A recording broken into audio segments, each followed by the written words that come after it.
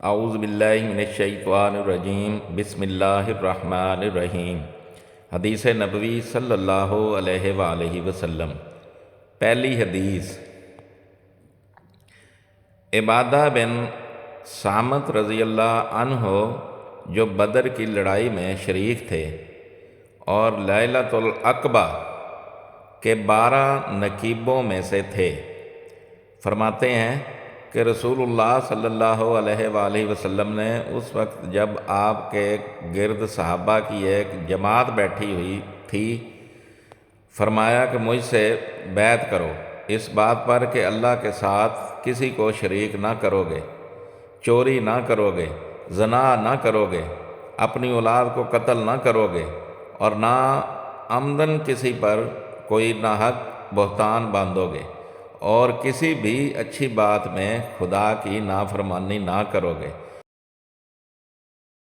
جو کوئی تم میں اس عہد کو پورا کرے گا تو اس کا ثواب اللہ کے ذمہ ہے، اور جو کوئی ان بری باتوں میں سے کسی کا ارتکاب کرے اور اسے دنیا میں اسلامی قانون کے تحت سزا دے دی گئی تو یہ سزا اس کے گناہوں کے لیے بدلہ ہو جائے گی، اور جو کوئی ان میں سے کسی بات میں مبتلا ہو گیا اور اللہ نے اس کے گناہ کو چھپا لیا تو پھر اس کا معاملہ اللہ کے حوالے ہے، اگر چاہے معاف کرے اور اگر چاہے سزا دے دے۔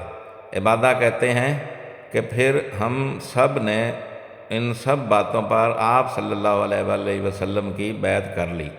یہ حدیث صحیح بخاری سے لی گئی ہے اور اس کا نمبر ہے 18۔ دوسری حدیث، رسول اللہ صلی اللہ علیہ وآلہ وسلم نے فرمایا، وہ وقت قریب ہے جب مسلمان کا سب سے عمدہ مال اس کی بکریاں ہوں گی، جن کے پیچھے وہ پہاڑوں کی چوٹیوں اور برساتی وادیوں میں اپنے دین کو بچانے کے لیے بھاگ جائے گا۔ یہ حدیث بھی صحیح بخاری سے لی گئی ہے اور اس کا نمبر ہے 19۔ تیسری حدیث، رسول اللہ صلی اللہ علیہ وآلہ وسلم لوگوں کو کسی کام کا حکم دیتے تو وہ ایسا ہی کام ہوتا جس کے کرنے کی لوگوں میں طاقت ہوتی۔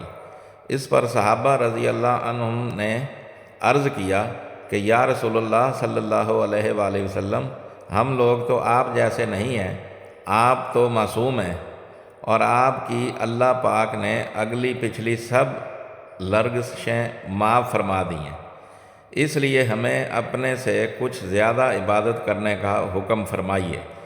یہ سن کر آپ ناراض ہوئے، حتیٰ کہ خفگی آپ کے چہرے مبارک سے ظاہر ہونے لگی۔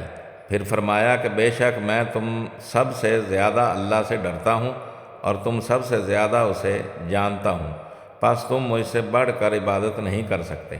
یہ حدیث بھی صحیح بخاری سے لی گئی ہے اور اس کا نمبر ہے 20۔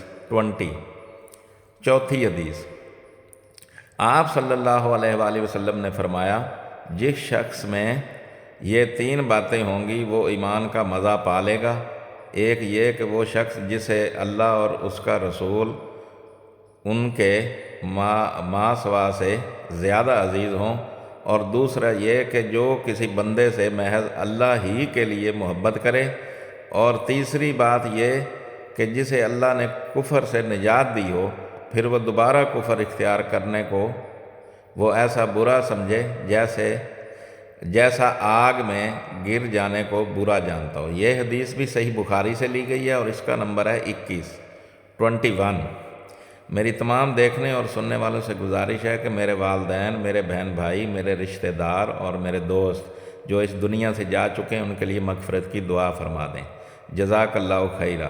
دعا گو طارق سلطان شاہ ہاشمی۔